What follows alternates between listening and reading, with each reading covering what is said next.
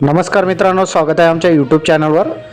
तर शेतकरी मित्रांनो, शेतकऱ्यांसाठी एक अत्यंत महत्त्वाची आणि आनंदाची बातमी आहे। महाराष्ट्र सरकारने बजेट 2026 मध्ये शेतकऱ्यांसाठी एक मोठी घोषणा केलेली आहे। मुख्यमंत्री देवेंद्र फडणवीस यांनी विधिमंडळामध्ये 2025-26 चा अर्थसंकल्प सादर केला आहे।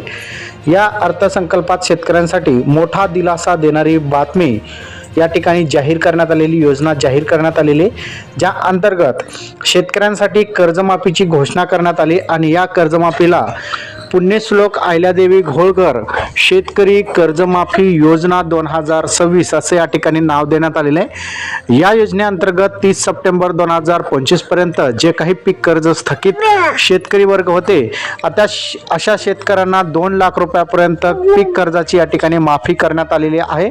आणि जे शेतकरी नियमितपणे कर्ज परतफेड करत होते, अशा शेतकऱ्यांना मात्र 50,000 रुपये या ठिकाणी प्रोत्साहन अनुदान या ठिकाणी दिले जाणार असल्याची घोषणा राज्य सरकारने केलेली। म्हणजेच कर्जबाजारी शेतकऱ्यांना दिलासा आणि प्रामाणिकपणे कर्ज फेडणाऱ्या शेतकऱ्यांना प्रोत्साहन देण्याचा सरकारचा या ठिकाणी हा प्रयत्न होता। या योजनेबद्दल तुमचे काय मत आहे कमेंटमध्ये सांगा।